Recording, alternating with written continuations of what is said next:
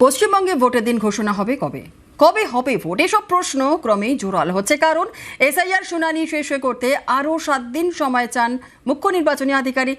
এর জন্য তিনি দিল্লিতে চিঠিও দিয়েছেন। শুনানির কাজ পিছলে ধাপে ধাপে সবই পিছবে ভোটের দিনক্ষণের ঘোষণাও। ভোটের দিন কবে ঘোষণা করবে নির্বাচন কমিশন, কবে হবে ভোট, এইসব প্রশ্ন উঠছে কারণ শনিবার নির্দিষ্ট সময়ের মধ্যে এসআইআর শুনানির কাজ শেষ করতে পারেনি কমিশন। তাই শুনানির জন্য আরও 7 দিন সময় চেয়ে দিল্লিতে চিঠি দিয়েছেন মুখ্য নির্বাচনী আধিকারিক। সিইও দপ্তর চায় শুনানির সময়সীমা বাড়ানো হোক 14 ফেব্রুয়ারি পর্যন্ত। খসড়া তালিকা বেরোনোর পর চুক্তিগ্রাহ্য তথ্য বিভ্রাটের তালিকা ধরে ভোটারদের হিয়ারিংয়ে ডাকছে নির্বাচন কমিশন। এই তালিকায় নাম রয়েছে প্রায় 1 কোটি ভোটারের। রোজই রাজ্যের নানা প্রান্তে শুনানি কেন্দ্রে দীর্ঘ লাইন। এই পরিস্থিতিতে সংশয় দেখা দেয় আদৌ শুনানি সময় শেষ হবে কিনা। শনিবার যেদিন শুনানি শেষ হওয়ার কথা সেদিন সিইও দপ্তর জানিয়ে দেয় বেশ কয়েকটি বিধানসভা কেন্দ্রে শুনানি বাকি। তাই শুনানির জন্য আরও 7 দিন সময় চাই সিইও দপ্তর। এই শুনানির সময়সীমা পিছলে অন্যান্য সব ডেডলাইনও পিছবে। 14 ফেব্রুয়ারি চূড়ান্ত ভোটার তালিকা প্রকাশের দিন। শুনানিতে বাড়তি সময় লাগলে চূড়ান্ত ভোটার তালিকা প্রকাশ করতেও দেরি হবে। তেমনটা হলে দেরি ভোটের দিন ঘোষণাতেও। এক্ষেত্রে কোনো ভোট শুরু থেকে ঘোষণা থেকে তা সম্পূর্ণ করা পর্যন্ত সর্বোচ্চ 45 দিন প্রয়োজন।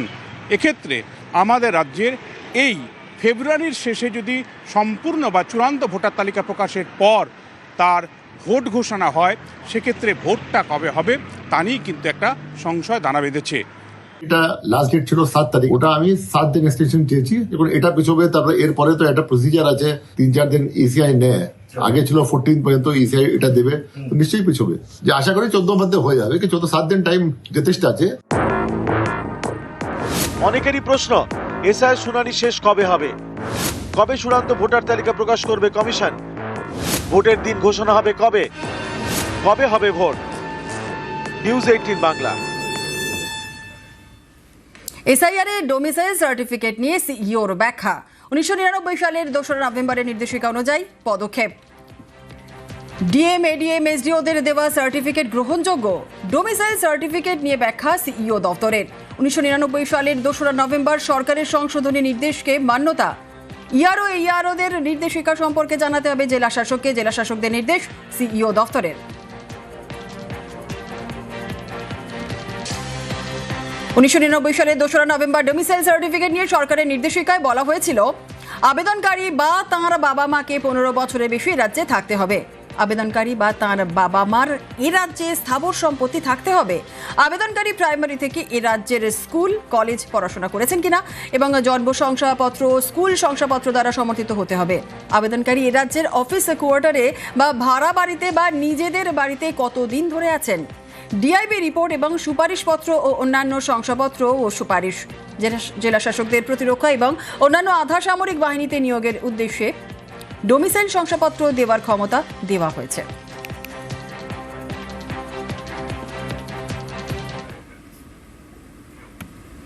এসআইআর এর শেষ লগ্নে এসে রাজ্যের দাবিতে মান্যতা নির্বাচন কমিশনের। এসআইআর এর নাম তুলতে গ্রহণযোগ্য ডোমিসাইল সার্টিফিকেট শেষ লগ্নে জানায় নির্বাচন কমিশন। ডোমিসাইল সার্টিফিকেট যেটা আমাদের রেজিস্টার্ড আছে, সব জায়গায় অ্যাকসেপ্টেড হচ্ছে, বাংলায় বলছে হবে না।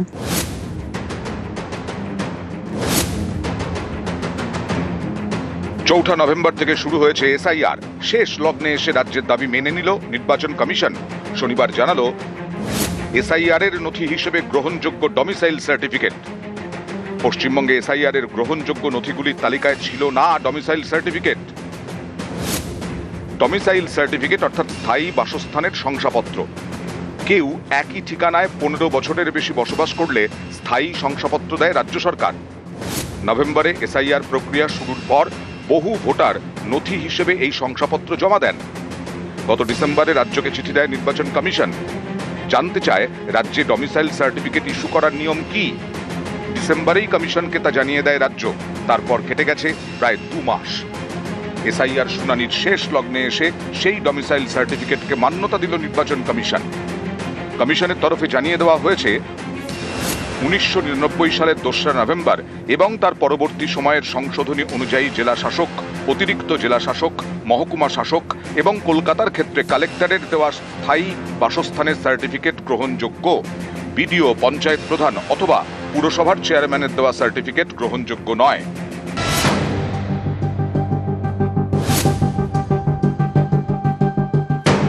ডমিসাইল সার্টিফিকেট, স্থায়ী বাসস্থানের শংসাপত্র, এসআইআরে কেন রাজ্যের দেওয়া এই শংসাপত্র নেওয়া হবে না তা নিয়ে বারবার প্রশ্ন তুলেছেন মমতা বন্দ্যোপাধ্যায়।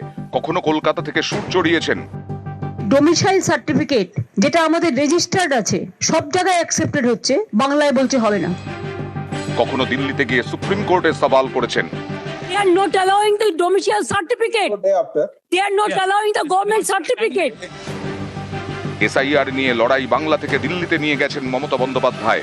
মুখ্য নির্বাচন কমিশনারের মুখোমুখি হয়েছেন, কমিশনের দপ্তরের সামনে সুর চড়িয়েছেন। কমিশনের সঙ্গে মমতার নজিরবিহীন সংঘাত দেখেছে গোটা দেশ। এসআইআরের শেষ লগ্নে এসে রাজ্যের দাবিতে মান্যতা দিল নির্বাচন কমিশন। নিউজ 18 বাংলা। সুপ্রিম কোর্টে যাওয়ার হুঁশিয়ারি শুভেন্দুর। এসআইআর এ ডোমিসাইল সার্টিফিকেটকে গ্রহণযোগ্য ঘোষণা কমিশনের। ডোমিসাইল সার্টিফিকেট সব ক্ষেত্রে গ্রহণযোগ্য নয় দাবি শুভেন্দুর। ইআরওরা ভুল করলে সাসপেন্ডও হতে পারেন বলে মন্তব্য। আর সেই ইআরওর বিরুদ্ধে সুপ্রিম কোর্টে যাওয়ার হুঁশিয়ারি শুভেন্দুর। 1999 সালের যে অ্যাক্ট তাতে বলা হয়েছে খুব সিলেক্টিভ ক্ষেত্রে এই domicile certificate acceptable, not for all. এবং এটা যদি ইআরওরা এইটা দেখে করেন, সেই ইআরওরা সাসপেন্ডও হতে পারেন, তাদের বিরুদ্ধে এফআইআরও করার প্রভিশন আছে। আমরাও যদি তথ্য পাই আমরা সেই ইআরওদের বিরুদ্ধে সুপ্রিম কোর্টে যাব। মানুষের কাছে যাওয়ার অভ্যেস বিজেপির নেই, তাই কোর্ট এজেন্সির কাছে দৌড়ায়, কটাক্ষ কুণালের। মানুষের কাছে ছাড়া, মানুষের দরবার ছাড়া বিজেপির নানা জায়গায় যাওয়ার অভ্যাস আছে। কখনো তারা বলবে কেন্দ্রে যাবো, জাতীয় নির্বাচন কমিশন ভোট করবে, কখনো বলবে কেন্দ্রীয় বাহিনী আসবে, কখনো সিবিআই ইডি পাঠাবে। শুধু মানুষের কাছে যাওয়া এইটা বিজেপি জানে না। ফলে শুভেন্দু বাবুরা কখনো বলবেন অমুক কোর্টে যাচ্ছি, অধিকার আছে যাবে।